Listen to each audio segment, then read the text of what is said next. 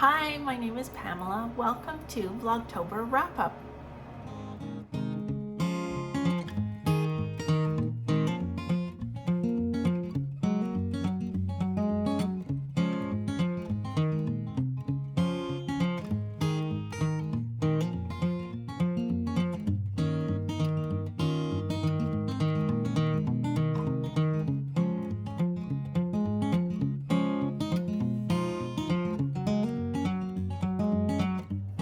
Hi everyone, today is Thursday, November 2nd, and I thought that even though I wasn't very consistent in filming Vlogtober videos, that I still wanted to film a wrap-up video and cover some things that happened during the last couple weeks when I wasn't vlogging. One of the reasons that I wasn't vlogging as much as I would have liked is my dog Molly became injured in the middle of October, and we don't actually know how that happened. She was getting her ready to take her to the groomer because she's looking like a little black scrub brush right now. She's cross between a Cocker Spaniel and a Poodle, so she's a cockapoo, and they don't shed, so their hair grows a lot and needs to be trimmed regular, and it's curly, and I'll pop a picture in of my cute baby. Needs to be trimmed regularly by the groomer, so we were on our way to take her to the groomer, and we were just actually getting our shoes on, and she started acting very strangely. She started going into what's known as the prayer position, which kind of actually looks like downward dog for yoga. And she would do that sometimes to stretch, but she would never stay like that. And she was staying like that, and she was whimpering. So we knew right away something wasn't right. And we called the groomer and just asked if we could postpone her appointment. And then after that, she steadily declined and seemed to be in quite a bit of pain. She has gone to the vet twice in the past 2 weeks. One was for an emergency visit to make sure that nothing was seriously wrong. The vet has diagnosed a muscle strain or a muscle tear in her back. She has had x-rays, and there don't appear to be any broken bones or anything like that.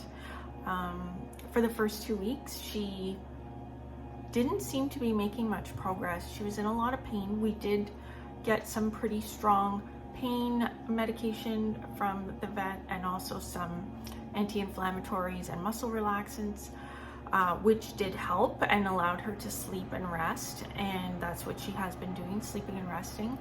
We have now noticed that she is starting to make good progress and is healing up. But because she's a dog, and even humans do this sometimes too, because she's a dog, as soon as she starts to feel better, she will, jump up or do other things she's not supposed to do, and then we notice, she's in pain again. So we're trying our best not to let her go up and down stairs or jump up on us, that type of thing.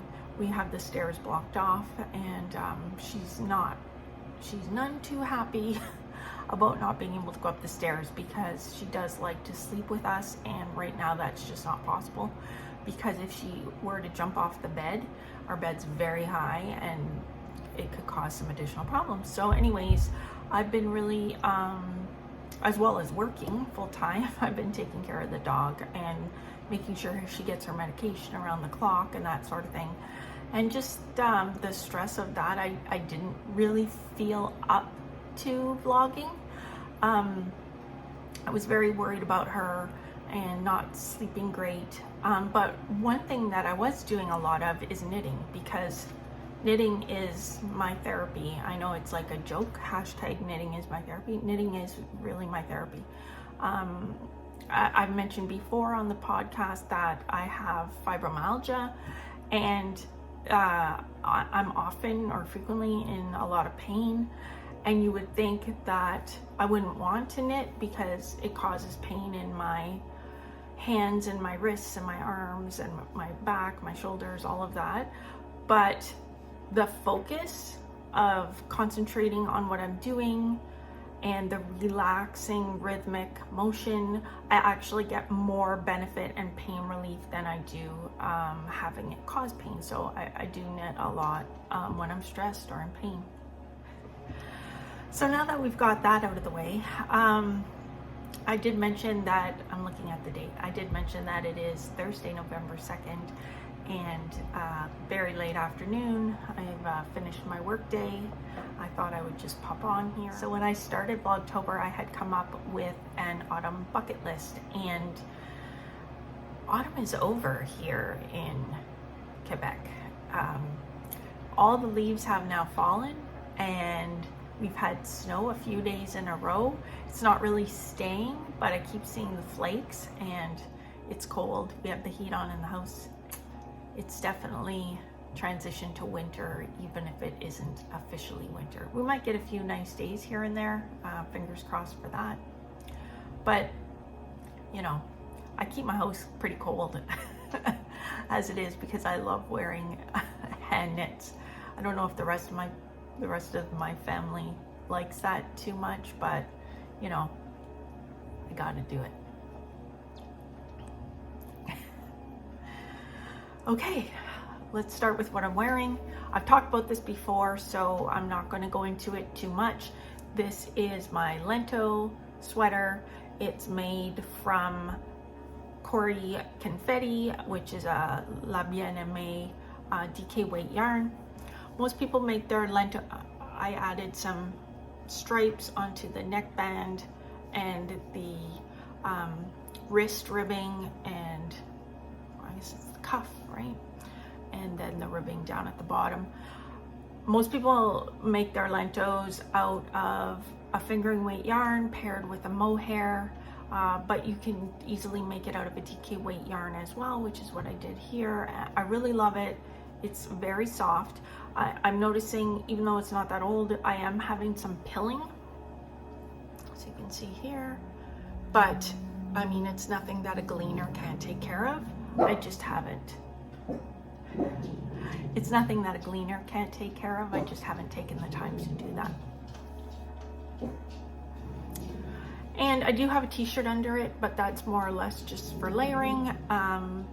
It's a short sleeve t-shirt, and there's no irritation on my wrist or arm. The wool is very soft and easy to wear next to your skin. I really love this sweater. It's one of my favorite things I've made to date. So if you would like to know more about it, I will pop a link right up here and you can click that link. Moving on to my finished objects. So one thing that I really want to talk about is this shawl, and it turned out very nice and roomy and large. This is the Comfort Zone shawl. I test knit this shawl for Nicole Enzinger. I hope I'm pronouncing your name right, Nicole. Nicole Enzinger. She is at Prof Purl on Instagram, and she has a knitting YouTube channel. I talked about this as a work in progress. The yarn is a fingering weight paired with a mohair, both in the same colorway, which is Rainbow Sherbet by the Wandering Flock, and I had picked this yarn up at Knit City, Montreal.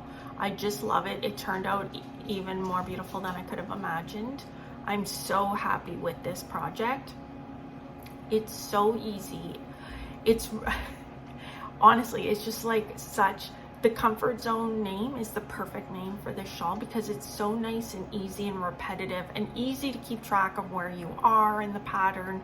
I think it's just lovely. I know I'm going to use this a lot. I've already used it and I just finished it. So it's nice to just tuck. Oh, look at that. Like, look at those colors. It's nice to just tuck around your neck and put your coat on. You can put a vest on, a coat, a jean jacket, and it's just nice and cozy around your neck. And I just love that. It's not picky at all. The yarn's beautiful. It's just the right size. It's literally just the right size. It's so hard to believe that you could make a shawl this squishy and soft and lovely to this size, to, you know, the extent that it is, out of one skein of mohair and one skein of fingering weight. So I think this is a really great gift knit. I was knitting the Stephen West MKAL Geogradient shawl at the same time I was knitting this, and I was putting a lot of focus on the Geogradient shawl.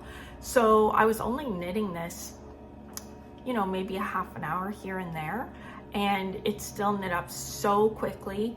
If you have something like a birthday coming up, or you know, you want to make Christmas present, this is an amazing project because it just knits up so quickly. I personally love those projects that are greater than the sum of their parts. So it's an easy pattern, it's a small amount of yarn, and it becomes like magic into this wonderful thing that you want to keep or you want to give away to a special person. Anyways, I love it. It's warm and snuggly. Oh, it can be worn so many ways too. It's a triangle shawl, and like you can wear it like I do wear my shawls a lot like this in the house. Oh, it's just like such a nice size, right, for a granny shawl. Or it can be a little more chic if you kind of throw it over your shoulder and then tuck it. Oh. Okay, I'm probably gonna stay like this now, unless I get too hot, because I love the way that looks. I love it. So the shawl pattern has been released. It is on Ravelry. I will link it below. I already have another skein of yarn picked out to make another one of these. So it's in my queue. I'm going to be doing it in a really nice like turquoise and purpley type colors, held together with probably just like a very neutral white or cream mohair to kind of tone down the colors and make them blend a little more. But I'm looking forward to that project as well. Yeah. Since I'm bringing up the MKAL, or the Stephen West Mystery Knit Along, let's talk about that.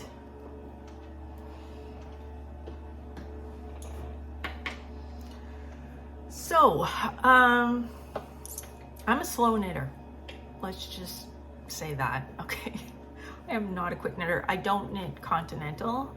I'm a thrower or a flicker, and I find that, okay, what did I do? Oh, some of the needles, some of the yarn is on hold right now, so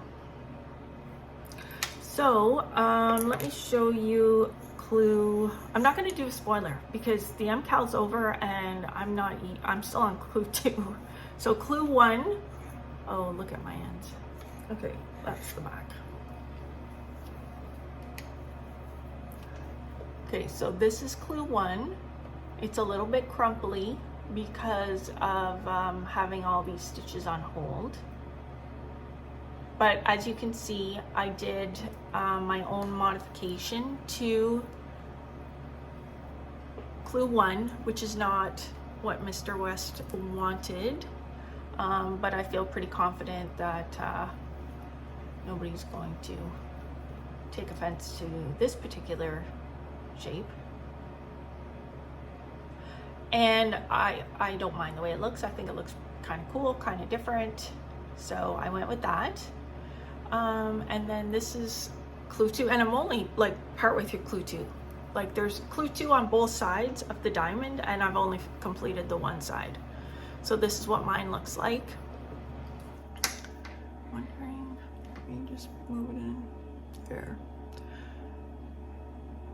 So you can see that I did take the mohair dare. Am I showing you the back again? What's wrong with me? Sorry. So you can see I did take the mohair dare. Not every row has mohair in it, just the eyelet rows do. And I purposefully picked mohair that does not match the yarn, because I did have mohair that almost matched the yarn identically, but it almost seemed like a waste of time because you wouldn't really see it. But the reason I put in a light colored mohair was because I found that all of these colors, they're kind of identical in terms of value. So what that means is if you were to take these 4 colors and make them black and white, they would look pretty similar because the value is the same. The yellow's a little different, but the other 3 are very close together. And so to make the shawl a little more interesting, I added a very light colored mohair to this golden color, and I added a golden mohair to this copper kettle color, just to make it a little more fun, just to add in a little bit different. Yeah, I'm happy with it. I think this is going to be great at the end. Yeah, and I might make another one of these as well in the future. I see a lot of 4 color combinations that I think, oh my goodness, that would look so good as a Geogradient shawl. Sorry, my arm's getting tired trying to hold that up. Okay, so the MKAL's over and I am halfway through clue 2. I have to make sure, and I'm committing here on YouTube, I have to make sure that I spend a little time each week working on this, because if I don't, eventually I'm going to want to frog this project. No matter how much I'm enjoying it, it doesn't matter. Long projects, if they sit too long, I don't even want to go back to them for some reason, even if I'm interested and still want them. So I have to make it a priority to spend a little time each week knitting this project, keep it in my mind, keep it fresh, so that I do finish it. And I feel like it's probably going to take me a couple months to finish it, because I have some other things that I want to work on at the same time. So let me put that away.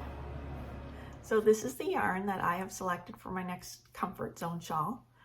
I grabbed this on a whim at a trunk show at my local yarn store, and this is called Second Star to the Right. It is an 80/20 superwash merino nylon fingering weight yarn, 100 grams, and it is dyed by Pretty String Yarn Company. And I met the lovely lady who's the dyer, although I'm sorry, I don't remember her name currently, but I just thought this would make a wonderful, yes, can you imagine that with a little bit of just white or cream colored mohair? That would be so good. Oh yes. Okay, so that's my plan. And what else here?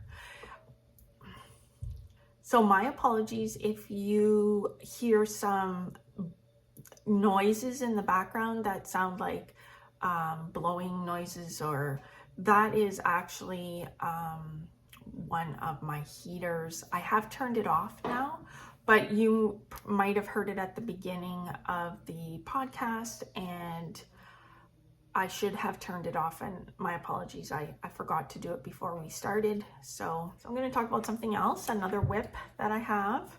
It's just started. So this is a hat brim. This is the 2x2 hat. And you know what? I don't remember who designed it, but I will put it down here. And this is a very simple, I love 2x2 rib. It's my favorite cuff for socks. It's my favorite cuff for mitts. If I'm gonna knit ribbing, if I can switch it to 2x2 ribbing, I will, because I love the way it looks. To me, it looks so neat and tidy. If you're wondering what this is just my yarn tail.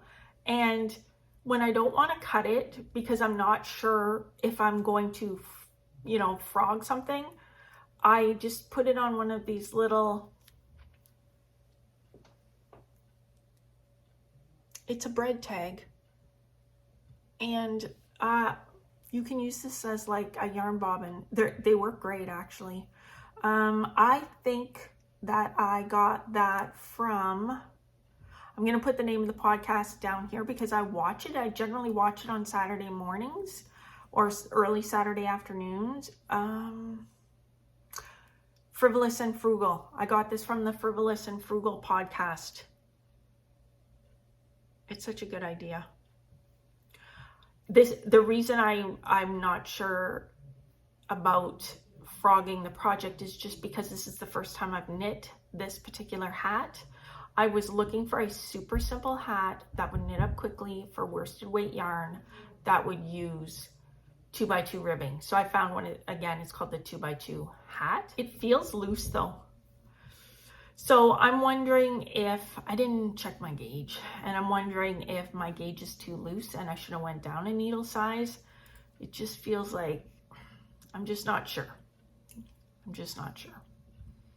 I could have potentially cast on fewer stitches or gone down a needle size. Actually, going down a needle size would probably be better because, I don't know if you can see that, but you can kind of see through it a little bit. It's maybe a little too holy. So this yarn is super soft. It's washable. It's a fantastic yarn at a great price. This is Estelle worsted. And it's just a color number. There's no name, but it's a nice forest green, and it's 50% acrylic, 40% wool, and 10% nylon. And you get 200 meters for 100 grams of yarn. So I thought this would be perfect to make a hat. It's super soft. I love this dark green colorway. It reminds me of evergreen trees. So anyways, I'm going to continue knitting that and then decide if it's too loose, I will just frog it and then figure out something to fix it. So something else I want to talk about is, it's not a work in progress, but it is a project in planning. I heard that on a video recently, a project in planning, a pip instead of a whip, and I like that. Okay, so a few weekends ago, I noticed on the Instagram page for Sonder Yarn that they were having a 20% off sale, and I had my eye on a few kits that they had in the store. I decided that I would pick one up since they were 20% off. So I decided to make the Sonder bar sweater. I love that this sweater was designed with Sunday Morning DK yarn, and that I'm making the sweater out of Sunday Morning DK yarn. I don't feel like I have enough experience yet to pick really good substitute yarns for projects. And if I'm making a big project like a sweater and putting all that time and money into it, I really want it to turn out the way the way the designer intended it. I think I'll get better at substituting. I substituted for this and it turned out really great, but I don't always feel confident about substituting. So I picked a sweater that was designed in the Sonder Sunday Morning DK yarn, and I picked the exact colorways that the designer used. So let me show you those. So the main body of the sweater is knit in this colorway called Offline. It's a gray with some warm tones. I think it's undyed.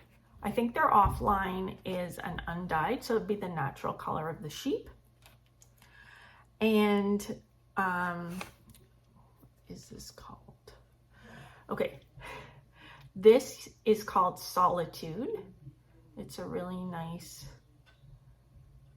dark blue. Well, it's not a dark blue, like it's not a navy blue. It's a blue that's been dyed on an ecru colored yarn. So the yarn is not bleached white, and then the dye is put over top, so it has a really nice rich depth of color. This one is a yellow, again, dyed on the ecru base, and it is called Home Remedy. So it's a really nice, swampy, kind of murky golden green. I love it.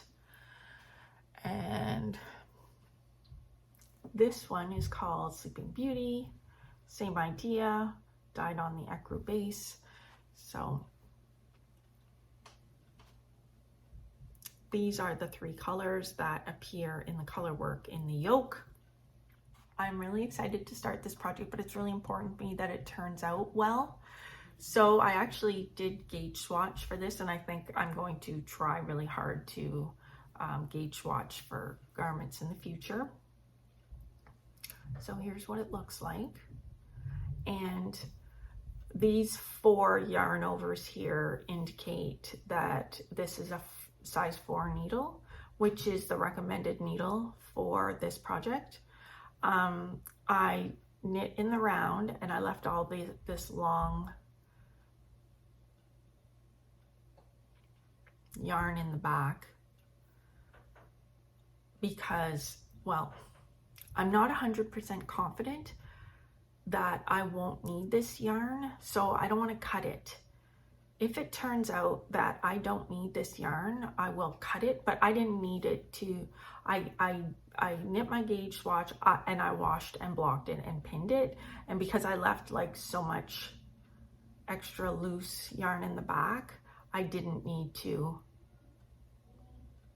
cut it to be able to measure. So when I'm measuring my gauge swatch, I like a little tool like this. You don't need something like this. You can just use a regular ruler, but I like that it really, so there's inches and centimeters, and if you put the fabric in here, I just find it a lot easier to count the stitches. My eyes don't get as distracted like this, so I like this type of tool. I bought this at Twist Fiber Festival in Montebello this summer, which is pretty close to where I live. Anyways, I like it, but again, you don't need to have something like this. I just find it makes things easier. So I actually knit 3 gauge swatches. 2 of them I pulled out. So one was bigger, the next size up needle, and the other one was the next size down needle. I thought that my gauge wasn't right, but after washing and blocking it, it turns out my gauge is correct with the recommended needle size. So the needle size down I thought might be better because I thought it just might make a nicer fabric, but it turns out that the fabric was too dense and didn't have like the nice drape that this size needle has. And this type of yarn, when you wash and block it, it fills in the holes because it really blooms. So yeah, I'm actually really happy with that. I think it's going to be really nice, and I can't wait to cast that on. I think I want to finish the hat first just because it's a gift knit, and then, or I may do it at the same time. I might not be able to wait. I might cast it on this weekend. I'm so excited about it. So yeah, I'll probably cast it on this weekend. That's my plan. Okay, so since this is a roundup video, let's talk about Vlogtober. Let's talk about my autumn bucket list. It'll just be a really quick little wrap up or wind up. I have a list, so if you see me looking down, I'm looking at my list. Just because the snow has started to fall doesn't mean I can't continue with some of these things. I mean, life is life, right? You just keep living it. But anyways, my first item was read a dark academia book, and I did that. I read If We Were Villains by M.L. Rio, and I talked about that. Read a dark mystery book, and I also did that. I read The Outsider by Stephen King, and I also watched the series, the HBO series, The Outsider, after I read the book, or I listened to the audiobook. Have a Pumpkin Pie Blizzard, I checked that box pretty early on and it was delicious. Have a campfire. Surprisingly, have a campfire, I feel like should have been checked off pretty quickly, and it wasn't, but time is running out on that one, so maybe I still will be able to do it. I'm not sure. Morning coffee by the lake, did that, greatly enjoyed that. That was really nice. West MKAL, still working on that. Yeah. Scenic drive, absolutely did that, really enjoyed that. Found a wonderful lookout and it was wonderful. Walk in the woods, absolutely. Before my dog was injured, we would take her for walks in the woods very frequently. Complete an autumn puzzle. Well, there was an autumn puzzle completed in my house, but my hands didn't really touch it. I took it all out and my daughter got really interested in it and she started working on it and she completed it, which is fine. I can either take it apart and do it myself, or I can just put it away and do it next year. It's fine. I still enjoyed watching it come together. Farmers market, yes. I thought I would go to more. I thought I would go to several farmers markets and I just ended up going to one small one. Pumpkins After Dark, again, that was one I checked off very quickly. I think I went to the opening night of Pumpkins After Dark. Chairlift ride, that one didn't happen. So the plan was to go to one of the local ski hills, ride the chairlift up and look at the beautiful autumn foliage. There are several ski hills in the area that do have that. I picked one close to me and didn't realize that you can ride the chairlift up and look at the foliage, but then you have to come down on the, I don't know what it's called, but it's like a slide. It's on concrete. You sit in a little cart and you ride, and it's got brakes and that sort of thing. I had done this before when I was younger, but I didn't feel up to it. I did not feel up to doing that this time. Middle-aged woman in a little cart. I mean, yes, I could maybe have done it. I find it hard with the fibromyalgia to kind of tuck myself into small, cramped little spaces like that. But the kicker, the defining factor was the fact that the day we picked, it started drizzling. And although I was dressed for chilly weather, I wasn't dressed for drizzle. So when we went to the chairlift and they said, well, you have to come down on the slide or whatever it's called, because it was rainy and cold and drizzling, we said, no, let's just not do that. So we'll do it another time. We'll maybe do it next autumn and find one where you can ride up and then ride back down. Maybe, I don't know.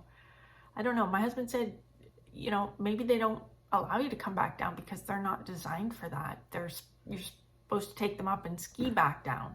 There's another one close by where you actually go up and then you mountain bike down. So I don't know. Maybe it's not a thing. Movie in the graveyard. I did not do movie in the graveyard. It was happening the Thanksgiving long weekend. We had family, we had stuff to do. So that did not happen. Board games, that hasn't happened. Again, that could happen really all winter long. Hot tub under the stars, no, that hasn't happened. Again, that's not too late for that, but we're getting there. Actually, I go in the hot tub all winter as long as there's a shoveled path. I can do that. Carve a pumpkin, we didn't do that. I might have to take that off my list. We get 0 children come to the door at Halloween just because of where we are situated, and it almost seems a little redundant, or maybe redundant is not the right word, but if we carve a pumpkin, it will just be for us. It won't be for anybody else to see it. Big fall treats, I did a little bit of that. I wanted to do more of that. I didn't get as much done as I would have liked. Candles, yes, I made a trip to HomeSense and purchased some fall themed candles, and I have been burning my candles, which I find gives a really nice cozy atmosphere in the house. Coffee at a cozy cafe. No, I didn't do that. That's an easy one too, and I didn't do that. read a spooky book. I read The House of Hollow by Crystal Sutherland. It's a modern day dark fairy tale, and I actually ended up enjoying it. It started off where I wasn't sure if I was going to like it, because the description of the main characters, they just seemed a little too perfect, a little too flawless. You know, everybody's, I don't know, dream girl? I don't know. Anyways, I did end up liking it. And then the last one was vintage clothes. The last one on my list was vintage clothes shopping, and I did not do that. My daughter did that, and she got a couple really cute little skirts, but she went with friends and I didn't end up doing it. So maybe another time. And that is all. Okay, everyone, take care. It was great to check in with you, and I will hopefully talk to you soon. Bye now. Damn.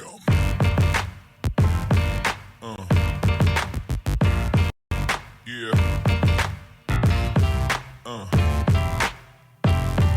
Yeah.